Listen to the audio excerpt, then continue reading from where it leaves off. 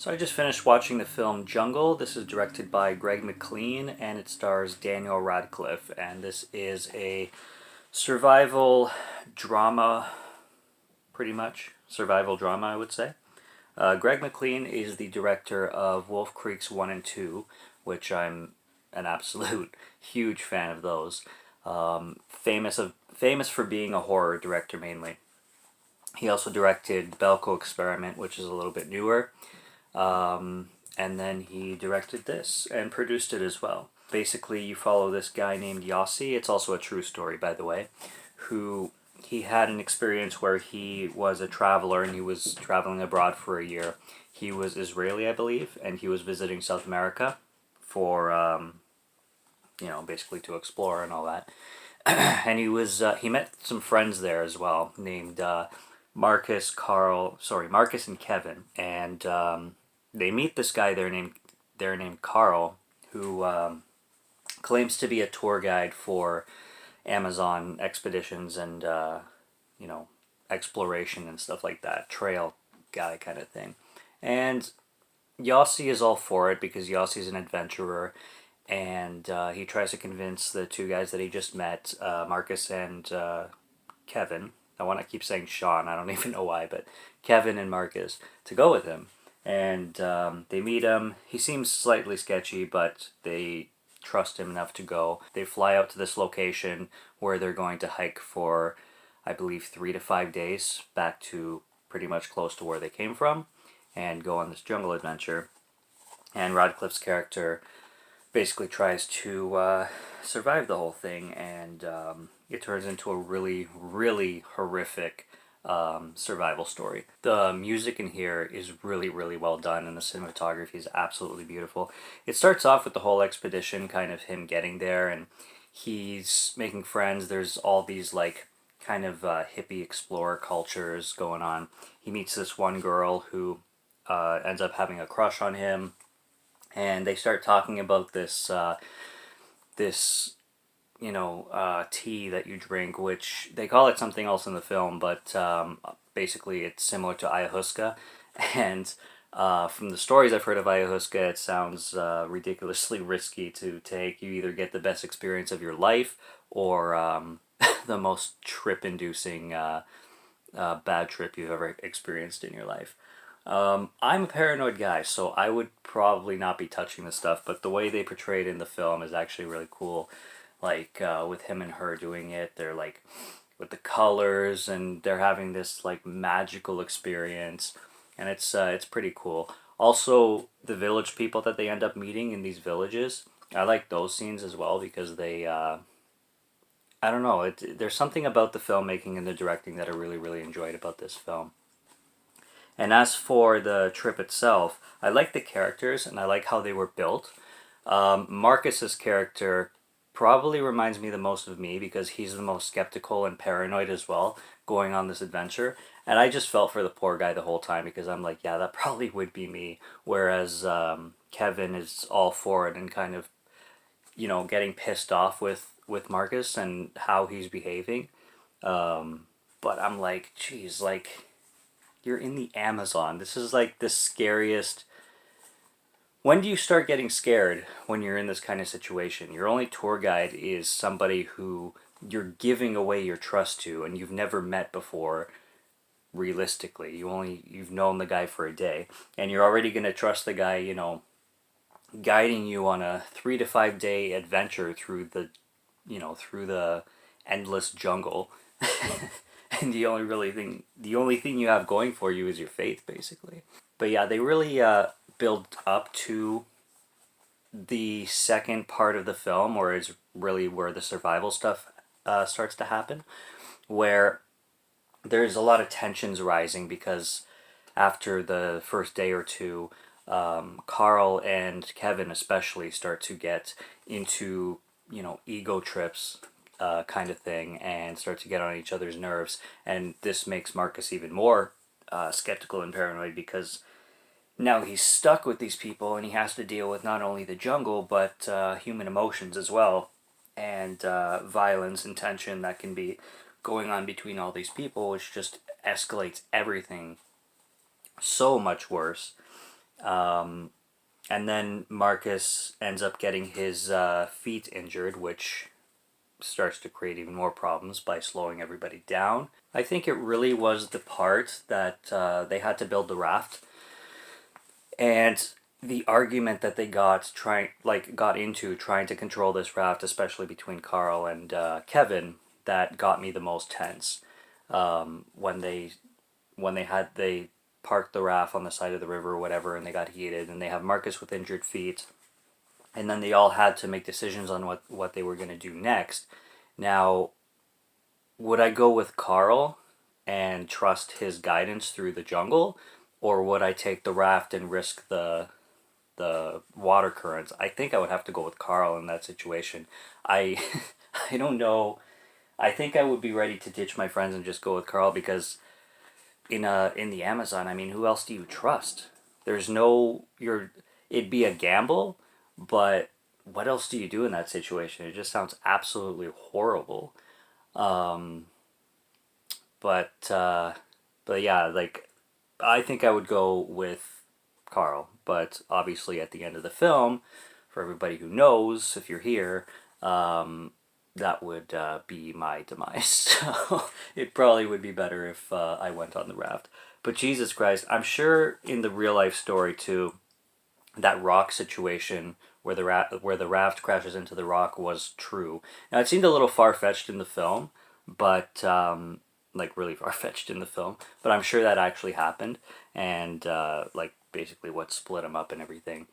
And yeah, it was just the shit that happens in this film after that, though. It's the second half of the film where the survival starts happening that really amplifies things, and where Daniel Radcliffe's performance really, really escalates. I absolutely loved it when he has to like eat the snake eggs, I believe, or they might have been some other animal's eggs. I'm guessing they were snake eggs. That's just my guess.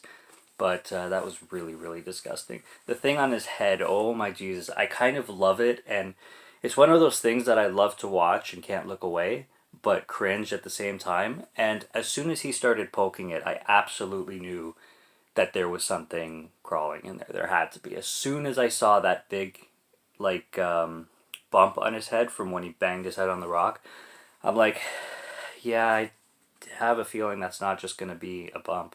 And it wasn't. It was so far from it. And, oh, I was just like smiling and cringing. You know, when you have those, I kind of love it, but it's kind of gross moments? That was exactly me. Um, I loved when I actually do like, and I don't know if this is what splits a lot of audiences, or if a lot of audiences find these things kind of goofy and taking them out of the film, but the flashbacks and the dream sequences that he has, like with the girl in the hotel after the casino in Vegas, I believe. I'm guessing Vegas because he says he went and blew his fortune there. Um, and his dream where he's in the fast food restaurant with the beautiful uh, girl working there, and he's eating a delicious burger with with a humped elk or cow or whatever that animal was staring at him, only to wake up and realize that he's still in the jungle. Um, you know, with a cow sitting beside him, which I've kind of been through. Like I've had dream sequences like that, especially when I'm like sick or something like that, or when I'm just really really exhausted after like a lot of insomnia or something like that. I'll kind of go into like hallucination mode with my sleep. It's really weird. So I've experienced dream sequences like that before, and they're really really trippy. I can only imagine, you know, being that many days without you know anything around. And the thing too, going back to Carl and Marcus, Carl promised that he would get him out of the jungle in 3 days. So as soon as the first subtitle came up with Daniel Radcliffe's survival that said day 6, I'm like, you could have been out there in 3 days, buddy. But apparently I was dead wrong, no pun intended. Um, the thing is, see, Carl to me would be the only person that I could trust. Um, he would be my best bet, even though it would be the wrong bet. But could I survive a water current? You know, at the same time with a half-assed raft made out of tree bark that we use cheap tools to make. Biggest gamble of life. The decision making in that middle point of the film, biggest gamble of life. And then he starts to hallucinate even more, obviously, with that jungle girl or tribal girl. And they played that off well. You kind of could tell that she probably was a hallucination. They made it slightly obvious, but not too much, because it still gave you that hope. They kept her around a while. They had him pinch her, and he said, like, oh, just checking, so obviously he felt her. Like, he, in his hallucination, he was able to feel, which is even scarier. And his weight loss, I really wonder if he actually did the weight loss. I didn't look into it or anything. This has some special features in it, which I do want to be watching. It's got Becoming Yossi, which sounds interesting, with Daniel Radcliffe. The Making of the Jungle, which should be cool, and cast and crew interviews. But I really want to see how much Daniel put into it, or like if he actually did the weight loss, like I said, because he gets he must have been like 90 pounds or something by the end of the film. Like when he starts to strip down, it was absolutely horrendous. And he blended into the jungle so much because it was just so dirty with like mud and grime, and he looked like a Navy SEAL, like when they use the camo to like blend into the jungles and shit.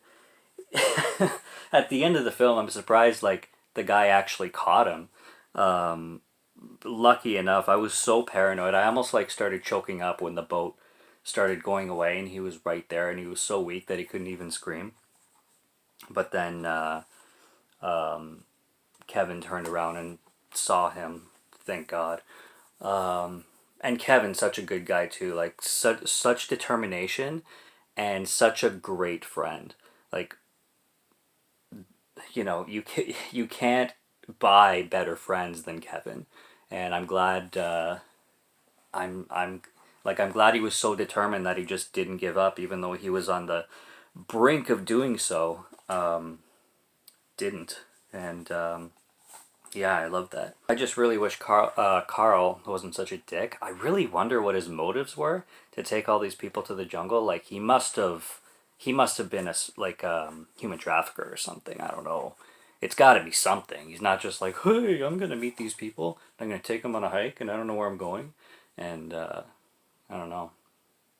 And I'm guessing they said they were both of them were never seen again, Carl and Marcus. So I'm guessing Carl disappeared. He was wanted by the cops. So if he was never seen again, maybe they killed themselves to death, or maybe they fought to the death. I mean. But that's a mystery, and that's a sad part of the ending of the film. But I thought it was played super, super well, in my opinion. I was really impressed with this film. I thought it was really nice when he let the turtle live, the little poor turtle, the one animal that I swear he was about to kill because he was so hungry. But he's like, you get to live. You're gonna live, okay? And he was making friends with the turtle. I thought that was amazing. Yeah, it's there's a lot to say about it. It's a great kind of two-part story, I would say, where he's getting there, he meets everybody, and then it becomes survival mode. It's not like it's all survival mode where it just starts to drag. It's paced really nicely. I like the girl he meets at the beginning too, even though she's not in the film too much, but she was a really beautiful girl. Although I definitely would not be touching Ayahuasca with her or anybody. Even the tribal guys that they meet, the one when they're still together, where they meet the tribal guy or whatnot, where he's passing around a joint of whatever the fuck. No, can't do it. That's even if I'd love to go on an adventure. Absolutely, but it would have to be I'd have to trust. I'd have to have so much trust in people, and I just wouldn't be able to wing something or trust myself. That's for sure. Putting myself in a situation where I could just end up in an ocean of trees. It's just it's absolutely crazy. But yeah, great film. I loved every performance. I thought Daniel Radcliffe was absolutely incredible. Too bad Harry Potter didn't have any magical powers to help himself get out of there, but you know, it is what it is. Jungle, go watch it, go find it somewhere. Subscribe to Morgan Film Fan if you like to listen to my voice or if you like my film reviews. I will be back with some more soon, so stay tuned, subscribe, and take care. Cheers.